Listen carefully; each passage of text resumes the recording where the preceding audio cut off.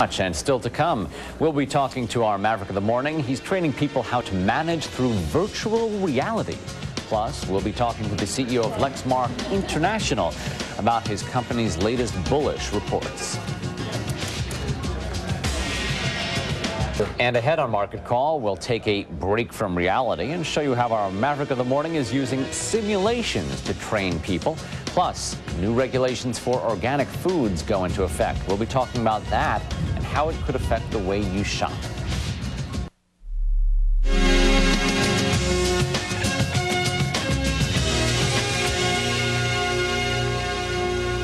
Having an ineffective management style can cost a company millions of dollars and create an unproductive work environment. But our Maverick of the Morning has created a solution which is only a click away.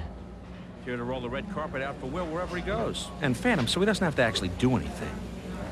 The important thing is that we are all on board. The virtual leader is an interactive simulation which can be used to train people how to conduct effective meetings. Clark Aldrich is the Vice President of Product Development at SimuLearn. He joins us now as our Maverick of the Morning. Good morning to you, Clark. Good morning. Glad to be here. You're basically showing us that a computer game can teach people how to manage? Sure. I think people have always looked at computer games as a learning tool that hasn't really reached it yet. People have always looked at computer games saying, wow, what if I could actually teach something useful? So what we've taken is we sort of realized that the most dangerous situation that most of us will ever actually face is actually in the meeting room. When you have people who are against you, people who are for you, when you have good ideas and bad ideas, when you have tension to worry about, when you have work to worry about. So we've sort of combined all those elements to make a leadership simulator. Tell us about the game. I mean, is this a game where you try to beat the other players or where you learn to cooperate? You can do it in many different ways. There's no one way of winning, if you will. We put you in 5 different leadership situations. We actually use a meeting as a metaphor for leadership situation. So we figure that it's sort of too hard to have a leadership simulator without some kind of way of nailing it down. So we use the meeting as sort of the way where you have to bring together all these principles of leadership together. It's not zero-sum. There's lots of different ways of winning. You can win by trouncing your opponents, but you can also win by bringing them in, depending on your strategy. And you play with several other people, each of whom has a role in the game? You actually play by yourself. It's like a standalone computer game.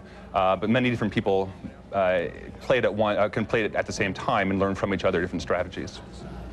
What is the #1 lesson that you're trying to convey here? Sure. For leadership, people think of leadership as being kind of magical. There's all these different elements of leadership, and we've narrowed it down to some degree. We're saying that leaders really have to do 4 things. Leaders have to gain power. They have to be influential. Leaders have to manage tension. We can't have a situation where people are either too tense or not very tense or too fat, dumb, and happy. We have to worry about the ideas. We have to get ideas out of other people. We have to get ideas out ourselves. We have to successfully introduce ideas. And then finally, the most important part about leadership is actually getting the work done. Obviously, you can be a great leader all you want. If you're not getting anything done, you're not a very effective person. Clark, yes. In this game, is there an outcome supposedly suggested here? You have 2 people or 3 people vying for some particular goal that the company is looking for, and this game is to determine who is the better leader. We put people in 5 different situations, 5 different what you might want to consider classic leadership situations. You know, there's you're the new person meeting a legacy employee for the first time. There's a situation where there's two sides who are at war with each other, and you're the common ground. There's a situation, probably my favorite meeting is meeting 3, where it's a very boring meeting, and there's a great opportunity that's lost because no one's really paying attention, and it's your job to surface that idea and pass it successfully. So we put people in a lot of different kinds of leadership situations, and to the degree that they manage power, they manage tension, they manage ideas, and manage getting the actual work done will determine how well they do. There are a lot of different outcomes depending on who plays it and how they play. Who are you selling the product to? Fortune 1000 companies are using it to align their the possibility is to align their entire workforce around common skills and a common experience. The nice thing about it, getting to your point, is saying, you know, it matters what ideas you pass in terms of how they align with the corporate goals.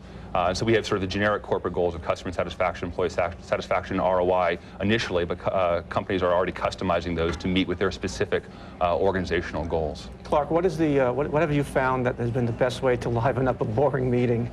some of the responses from the participants? Well, I think raising tension is always a useful thing to do. Far too many times when we're in staff meetings, our mind sort of turns off and we relax and sort of think about lunch or think about the next possible thing. I think one of the most important things to do is to create a sense of productive tension within the work group to get everyone, again, focusing on the right work. Confrontational tension? Not necessarily. There's, like cholesterol, there's good tension and bad tension. And I think you want to raise the good tension, lower the bad tension. You want to get a sense that this meeting matters, because most meetings do matter. Most of us, we sort of joke about a lot of computer games are about police simulators or military simulators. The most dangerous situations that most of us will ever face is a meeting room.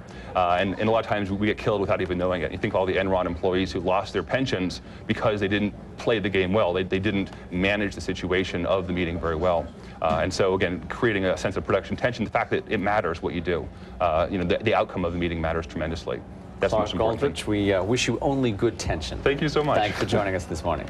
And still to come, we will take the pulse of Wall Street when we talk to one of the traders on the floor of the big board, plus stories making headlines outside the business world. And then we will sit down at the Daily Roundtable, where we never have to simulate an intelligent conversation.